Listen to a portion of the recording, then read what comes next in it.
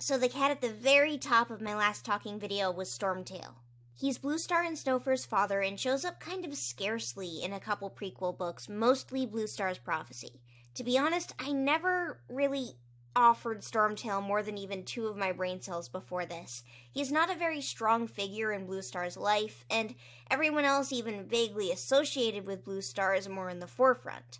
Her mother and sister are both strong personalities, alongside a lot of louder and more prominent clanmates. That said, I've never really been into Oakheart either, who I found boring, or, Bluestar's Prophecy, the book Bluestar's Prophecy, it's just not my friend. I think the story she tells in Forest of Secrets is more than enough for me to know what that part of her life is about. So, I was kind of rusty on Stormtail, and it's been a while, because, obviously, Bluestar's Prophecy isn't one of my favorite books. I'll try not to focus too much on Moonflower, Snowfur, or Goosefeather, but I think it's unavoidable that I do focus a little bit on Bluestar. Stormtail is a blue-gray tom, and he has blue eyes, like his daughter Bluestar. The earliest in his life that we see Stormtail is in Goosefeather's Curse, where he's an apprentice. Seemingly an older apprentice, as he gets made a warrior while our main character is still a kid. Well, technically. While our main character is still kit-aged, because he gets made a Medicine Cat apprentice very early. The first thing we ever see of him is bullying Goosekit, implying that the baby stays inside all the time and feigning surprised when he doesn't melt in the sunlight. It's the Warrior Cat's version of the "look, our child is out of their cave" joke you might have experienced as a kid who reads too much. This demeanor changes when talking to Moonkit, Goosekit's sister, who's eager to impress him. Moonkit is basically obsessed with him, and this is unrelatable. I don't care if her name is Moonkit. Goosekit does not like Stormpaw, partially because Goosekit is very aware of the preferential treatment his sister gets from the older apprentice, but partially also because he has a vision from the future where Stormpaw abandons him during a fight with a badger. He continues being mean to Goosepaw every time he gets a chance, even as he becomes a warrior, finding various points to tease him and blatantly being rude about his early promotion. Additionally, there's a sense that this behavior could be rubbing off on Moonkit, who is very eager to impress him and willing to be mean to Goosepaw for that purpose. Goosepaw's vision of him in the future turns out to be a little bit different from expected, with Stormtail taking off to find a patrol to fight it. Goosefeather thinks the badger was led to him purposefully, to kill him, but there's no way for us to actually know if or not this was Stormtail's intention. But that said, he knows blatantly that Goosefeather can't defend himself. He even teases him about it earlier in the book. Leaving him alone with the badger in any situation without trying to help him get away is careless at best. It's believable he didn't know Goosefeather was there, but it's still clear that he left this kid alone with the badger. It's not exactly the same situation as having led the badger to a warrior or warrior apprentice, because Goosefeather has not been trained to defend himself. He's not been trained to fight against a badger. And had he not kind of played dead and confused the animal to begin with, he wouldn't have gotten away. Even though alerting the patrol helped in the long run, Stormtail should have turned around and helped Goosefeather. There isn't really a situation in which he couldn't have. Cats fight badgers and warrior cats all the time. Cats bravely attack badgers and warrior cats all the time.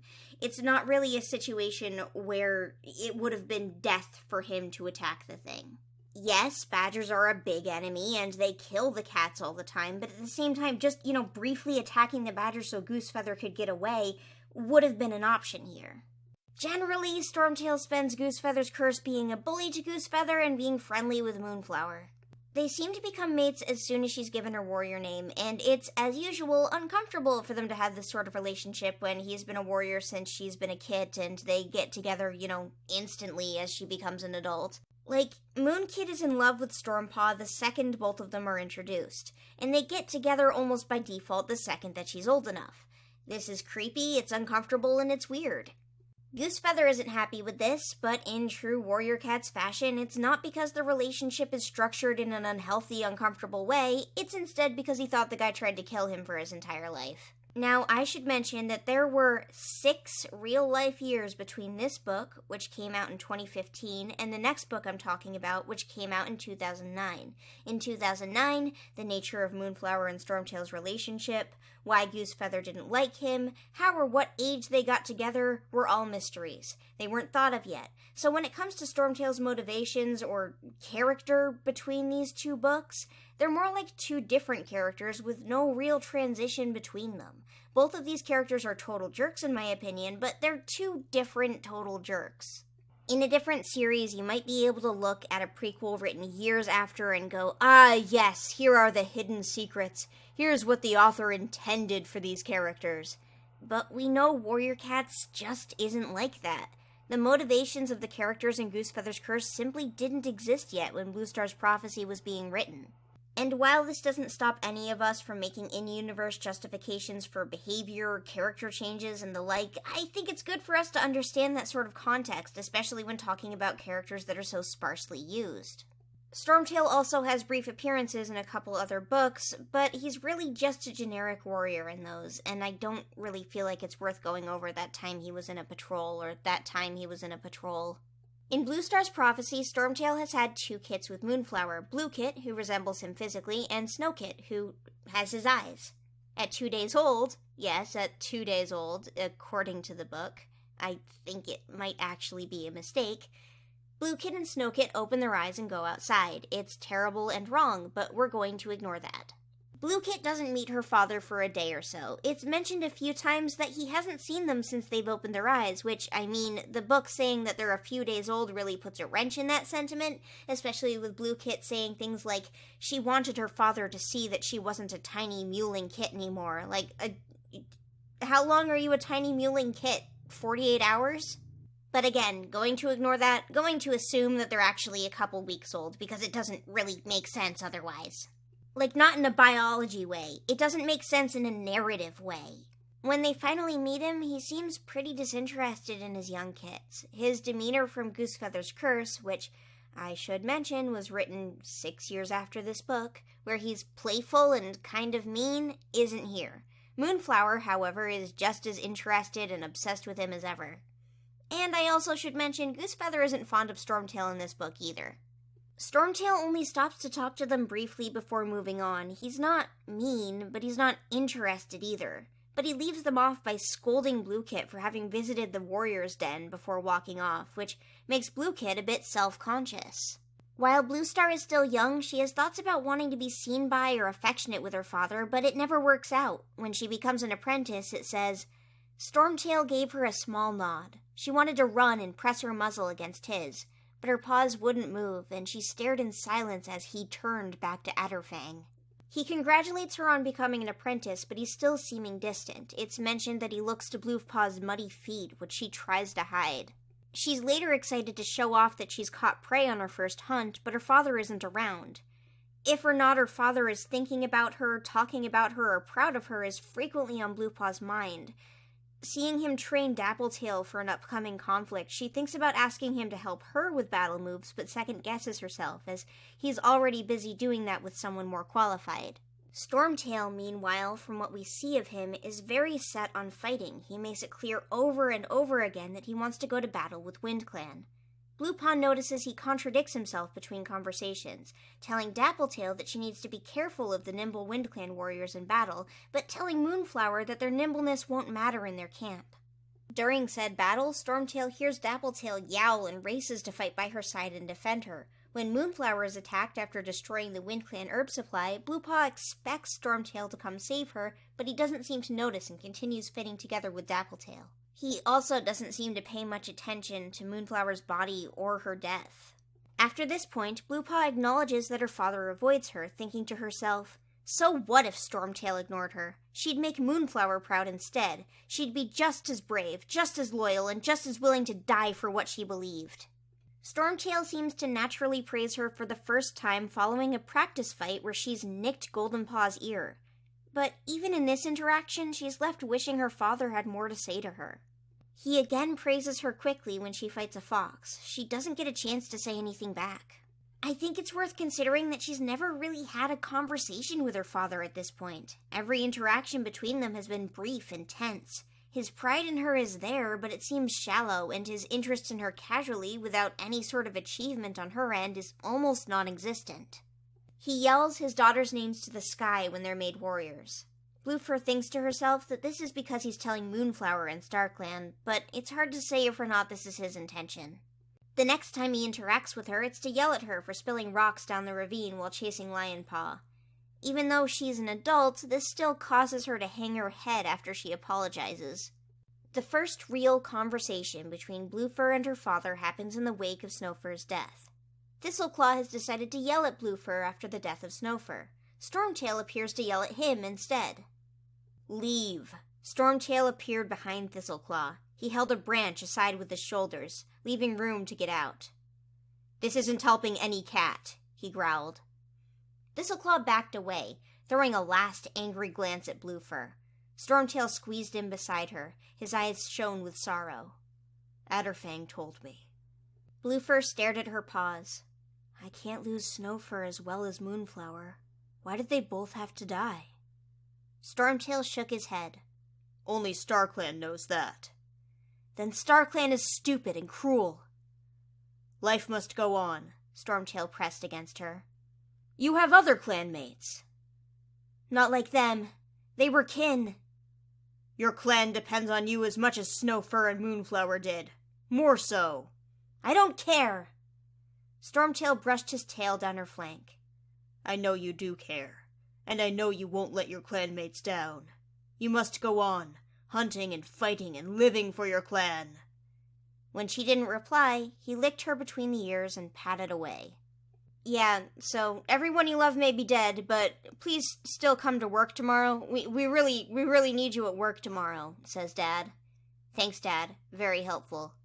I think the book wants us to see this as a "see, he does care" type of scene, but that doesn't really change the fact that up until this point, for her entire actual childhood, he basically didn't even interact with her or her sister. A little too late on the whole "see, he does care" thing. Snowfur is dead without him ever being a father to her, especially considering that when these girls' mother died, he barely even paid them a second thought.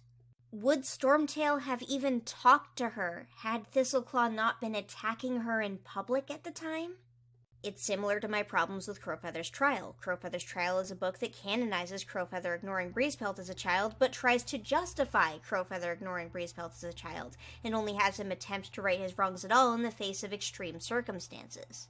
Granted, to be fair to Bluestar's prophecy, it does not try to justify Stormtail's relationship with Bluestar. Later, he takes Bluefur's apprentice out for her while she's pretending to be sick to stay home from school. That's the last he's really relevant to her. He shows up for the last notable time in Spotted Leaf's heart, where he's sick. Spotted Paw notices while she's still a warrior apprentice, starting her path to becoming a medicine cat instead. She tries to tell Bluefur that he was sick, but he ends up on a patrol anyways, where he basically passes out. Bluefur looks after him a bit while he's ill, and mentions that she lost her mother and sister and couldn't bear to lose her father. There's a short bit where he says, "I'm not so feeble that my own daughter has to watch me make dirt," and he recovers after that. Spotted Paw, having been retconned into the scene where Bluefur leaves camp with her kits, distracts Stormtail at the entrance while Bluefur sneaks out. He's grumpy and growling as usual, but again, nothing notable. Most of his time, unrelated to Bluefur, in any non-Goosefeather book, is spent leading battle patrols, trying to be involved in battles, encouraging others to be part of battles, and generally doing his cat job. Spotted Leaf's heart is a lot more in line with the events of Bluestar's prophecy than Goosefeather's curse was a year before, but, of course it was. It takes place during Bluestar's prophecy. Something I'm guessing everyone's waiting for me to mention, however, is Dappletail. She's an apprentice at the beginning of the book, but has been a warrior for a moon by Chapter 3. Stormtail spends a lot of time with her. He trains with her before the fight with WindClan where Moonflower dies, and fights alongside her within that fight. Later, after the battle, he continues to spend time with her instead of mourning Moonflower, and she is seen leaning on him. Later, they clear some snow together, they sit next to each other at clan meetings, including the one where his daughters are made warriors. Towards the end of the book, Bluefur sees them sharing prey together and mentions, emotionlessly, that the clan seemed to think that Dappletail would have his kits. She overheard two of her clanmates seemingly speculating about she-cats being barren. I should mention that if Dappletail is barren, it's a retcon that lasts for only Bluestar's prophecy. Dappletail isn't barren. We know this because she mentions a kit from her first litter was death in a dangerous path. This not only implies that she had kits, but also more than one litter. Although, to be fair, no kit that ever belonged to Dappletail has ever been shown in an actual Warrior Cats book, only talked about. But whenever Stormtail comes up in conversation, it feels like it's always about Dappletail. Like, oh no, Stormtail, he's a cheater. But while they're clearly close, and he never showed that kind of affection for Moonflower after she had kits, I think it's almost completely unrelated to what's actually terrible about this guy, which is that he's a bad dad, like, completely. Bluefur is constantly pining for his attention, but he has none to offer unless she's just accomplished something impressive or done a cool backflip. We know he was losing interest in Moonflower. Sure, we know he was gaining interest in Dappletail. Yes. But if or not he was cheating, it doesn't really end up mattering. If his relationship with Dappletail is cheating or isn't, it doesn't mean that he can't be a father to his kids. Moonflower is always there, parenting, as long as she's alive. But even though they live in a big community where he'd be able to see her every day, Stormtail is more like an idea that Bluepaw has sometimes than a dad. Was he dating Dappletail? Probably. He was certainly paying her more attention than his mate, and he was better friends with her than he was with his own daughters for sure, but that will just be speculation until the end of time. Something I do want to point out, because it's a very common piece of misinformation, is that when we talk about Stormtail and Dappletail, she's framed as having been an apprentice, or having had been his apprentice, and neither of these things are true. She's actually a warrior when first mentioned in relation to him. She's also not his apprentice, but instead Windflight's, and Windflight is her dad, I think. So while she's definitely a young warrior at the time, she is not an apprentice. Nor is she his apprentice. And while that makes it less weird, it's still weird, yes. She's definitely a brand new warrior. Again, this book is 13 years old, and I understand how easy it is to simply misremember things like that, especially seeing as there's a scene where they're training together. Also, the Stormtail of Goosefeather's Curse and the Stormtail of Bluestar's Prophecy, they're just very different characters. If you wanted to make excuses for the inconsistent character writing, you could easily say that in-universe maturity changed his goofy, mean, bullying attitude into battle-hungry bloodlust, if you really wanted to justify it. There are excuses to be made, but in the end, we need to look at these things for what they are. Excuses. Fun excuses that I tend to like to dig into within these talking videos, but excuses nonetheless. It's much more likely, as it is with all Warrior Cats, that with 2009 and 2015 being so far apart in Warrior Cats years, it's a long time to specifically remember how Stormtail is supposed to act beyond Goosefeather doesn't like that guy. Sorry if Stormtail was posted or voted for because you guys wanted me to say anything at all good about him as a person, but I do think he at the very least serves his purpose within Bluestar's Prophecy. He's a distant father, completely emotionally absent from Bluestar's life. She longs for his attention, longs for his validation, and only ever gets it in extreme situations, and sometimes not even then. It adds depth to Bluestar's character, it tells you about her, and while the book never really has a sufficient conclusion to his behavior, and Bluestar is largely over it by the time she becomes an adult, I feel like it's narratively a point in Bluestar's Prophecy's favor, even though it's a book I'm not fond of. The guy's a jerk, he's a bad dad, and all around somebody you can really look at and go, I hate that guy. But I don't want to give anyone the impression that I want Warrior Cats to be devoid of conflict and angst. I think Bluestar's Prophecy is better off with him as a character. I think it makes Bluestar more interesting. That said, it feels incomplete. It feels like there should be a conclusion, a confrontation, a realization. It's like a plot thread that falls weakly away when Bluestar becomes an adult and is resolved by half a conversation where he just tells her to get back to work. It's not great. Which, sure, might be realistic in real-world situations like these, but this is a book. I demand you follow through with what you set up, and other things that you can say to any given Warrior Cats book ever. They intended the scene where he defends her from Thistleclaw's nonsense to be a conclusion, but it isn't. It's one last wimpy step for Stormtail's place in Bluestar's life.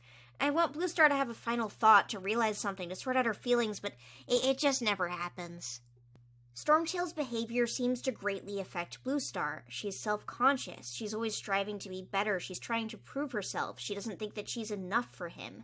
Her extreme choices and ambitions could reasonably be linked back to Stormtail. We talk a lot about if or not Bluestar needed to ditch her kittens to become deputy, but she has reasons to believe that she needs to be perfect. She needs to cover her muddy paws. She needs to make sure she doesn't do anything wrong. I think that his possible impact on these behaviors is something Warrior Warrior Cats has given us that's actually sort of interesting.